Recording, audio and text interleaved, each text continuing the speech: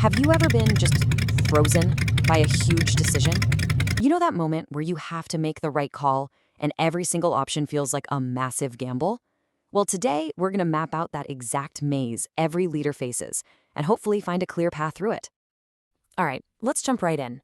Picture this. You are at a critical crossroads. The stakes are super high, the clock is ticking, and you have one choice to make right here, right now.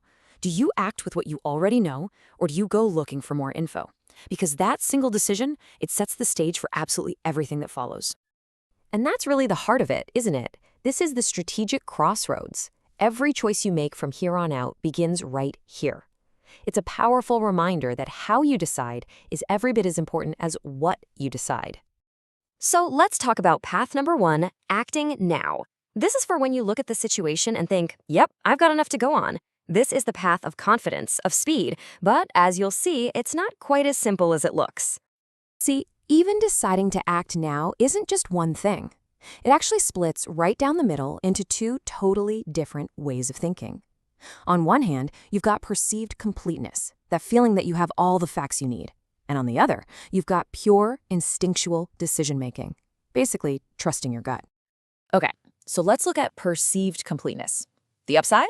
You are fast, incredibly fast and efficient. You can jump on opportunities that are time-sensitive. But the downside?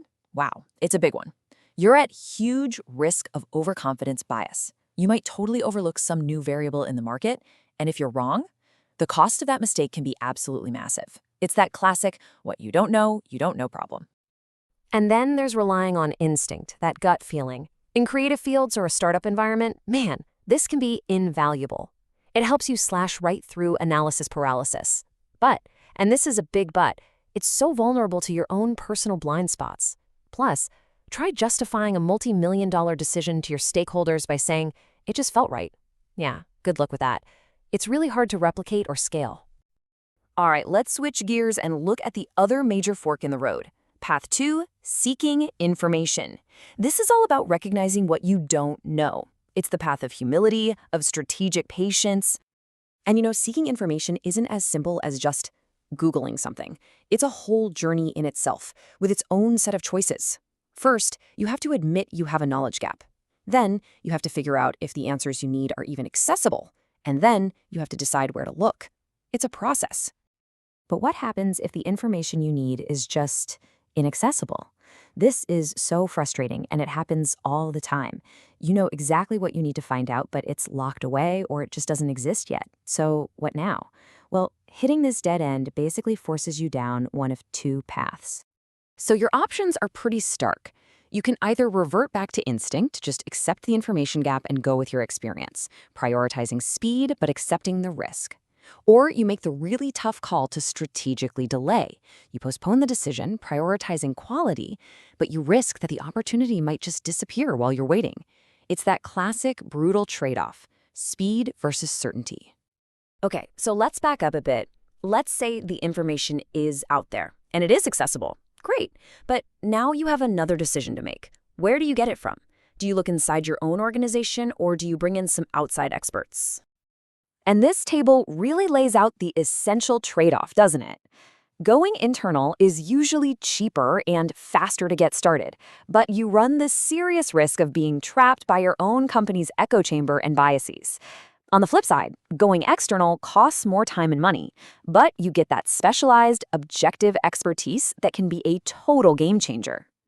But there's a kind of hidden benefit to keeping things internal. It's not just about solving this one problem. It can actually be a strategic investment. By tasking your own team with the research, you're building new skills and capabilities that are going to pay off long, long after this one decision is in the rearview mirror. But sometimes you just have to go external. And when you do, guess what? You face yet another set of choices. This path opens up a whole world of possibilities, but it also presents a very modern dilemma. Do you turn to a human for help or to a machine? And this is such a key trade-off today, isn't it? AI gives you incredible speed and scale. It can process just insane amounts of data to find patterns a human might miss.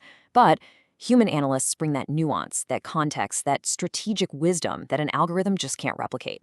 So the question becomes, for this specific decision, which do you value more? So we've walked through all these different routes, the dead ends, the risky shortcuts, the tough trade-offs. It kind of makes you wonder, is there one best path through this whole maze? Well, it turns out there just might be.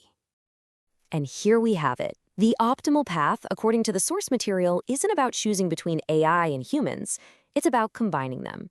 It's not man versus machine, it's man working with machine. The most sophisticated option is a hybrid approach.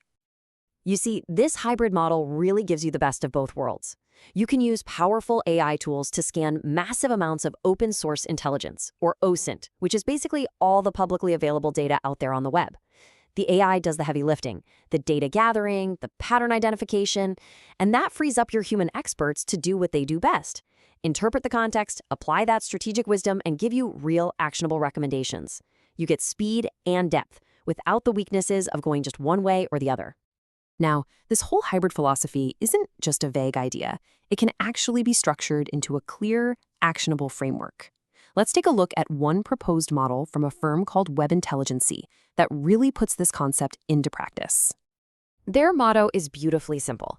It breaks the whole process down into 4 clear steps. Step 1, you quickly figure out what your internal knowledge gaps are. Step 2, you bring in a hybrid service, that's the AI plus human team. Step 3, they deliver back this comprehensive package of insights that combines hard data with human strategy, which leads to Step 4, you get to make a confident, well-informed decision, and you get to do it quickly. And really, the whole point of a framework like this is to solve that core dilemma we started with.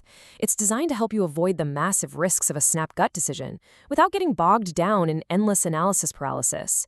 It's all about giving you that agility you need to thrive in a fast-moving world. So, as we wrap this up, the final question really is for you.